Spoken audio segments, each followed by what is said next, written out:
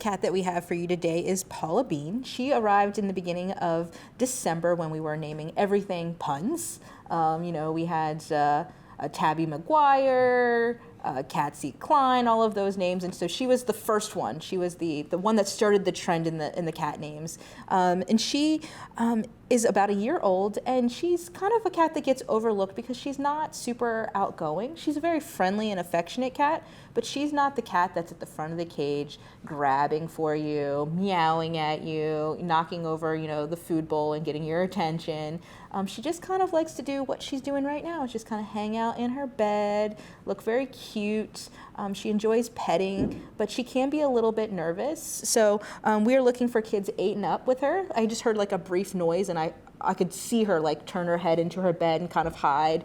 Again, not a lot of loud noises with some older kids who can kind of read the body language a little bit more, respect her boundaries, make her feel a little bit more safe and secure, and understand that she's going to need a little bit of time to warm up and some alone time. She does really love a good cat bed, so her new family should make sure they have plenty of those around. And you can see in there her little lemur, and her little lemur is the cutest thing about her. And one of the things that really sets her apart from the other cats is every time I walk by, she's cuddling with that thing. It was just something that we gave to her just so that she had something in her cage to play with, to chew on, as more of a kicker toy. But she will actually cuddle with it when she's sleeping, or use it as a pillow and a headrest. So it definitely makes her cute. Everybody walks by and they're like, oh, look at that.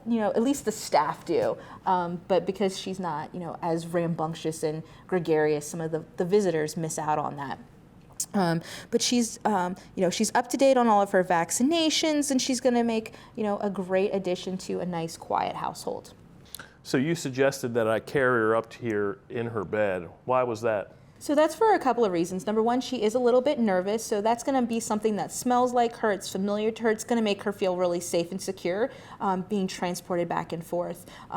But the primary reason is that she doesn't like to be picked up, and a lot of cat people want to be able to pick up their cat and cuddle their cat, and some cats just don't like it. We've actually noted on her paperwork that she prefers to keep her feet on the ground, and she's not the only one on the adoption floor like that. So it would have been really uncomfortable, not only for her but for you, to have to carry her from her cage up to the ed room if she was squirming and trying to get down. In her bed, she just feels nice and relaxed. You kind of fold it up like a taco, you carry her out, and she's content and happy, and she's relaxed here on the show. So those are things that owners can take into consideration and think about as well. Transporting the cat as comfortable as possible, getting them familiar with their cat carriers and all of those things, and just understanding that if you make Paula Bean part of your family, she's not going to be the cat that you pick up and cuddle and carry around the house.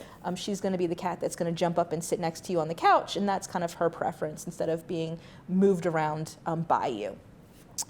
If you think that a nice, quiet, relaxed cat is for you, or you're not afraid of a little bit of a shyer cat and getting to know them over time, then you want to check out Paula Bean, and you can do that by making an appointment to visit with her, and you can do that by typing in visitfcac.as.me into your web browser.